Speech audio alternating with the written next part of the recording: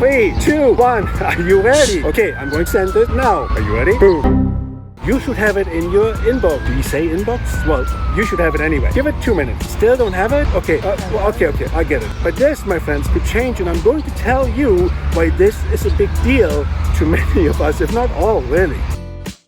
Look, hear me out. I can see you. Yes, you are skipping the videos sometimes. It is your choice, but I can see this in the analytics that you are doing this. And then you're going to ask me in the comment section, tick, tick, tick, tick, the question that I actually addressed in the video. As of today, your Galaxy Watch or Pixel Watch is really just an extension of your phone. It's a mirror, which means when you receive a message via Google Message on your, let's say, Galaxy phone, then it will pop up just like that on your Galaxy Watch. This is going to change, and it is a big deal, believe it or not. When Apple announced iOS 18, they also announced support for RCS, which they haven't done ever. This is the first time because they got so much pressure from Google and everybody else to open up their freaking ecosystem. You know what? You actually have a good point here. And yes, when you have an LTE enabled version, it is more useful for that, but it's also really useful for a Bluetooth version. Why should you care? Okay, I'll tell you. RCS stands for Rich Communication Services, which is basically SMS, MMS, and now we have RCS, which means we can now cross-platform message. Means Android, Apple, we are almost one when it comes to messaging. So a Google message person,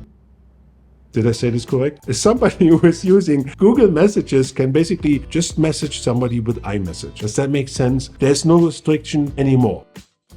Look, Google is testing some interesting stuff, and you got to give credit where credit is due. Just to make this clear, RCS has been enabled for your Google Messages on your Android phone, not your watch. Android Authority have discovered the following. In the code, in the beta version of the next Wear OS version, there's something in there that indicates that RCS messaging will be enabled on a Wear OS device. This is a big deal for everybody, not just for LTE users who go out hiking and biking and want to explore the world and be independent with their watch. No, it is also important for everybody else who has Bluetooth and is happy with that. We all know that the range between the Galaxy Watch and the phone is not really that long. We don't all receive the notifications we should. This will also be solved.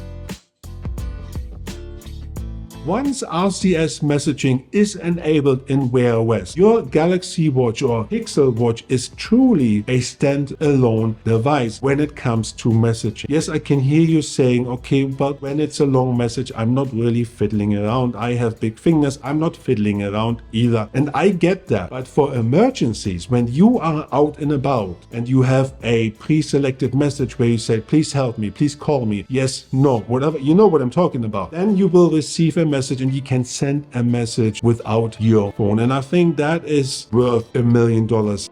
I was actually hoping you could do this. I understand this is not the best part. I don't like doing this, but statistics have shown that if I ask you guys to subscribe, then it is more likely that you will subscribe. And it is actually not about the subscription itself. It kind of is, but it isn't. It is about the feedback I receive from you in order to put out better content. So thank you.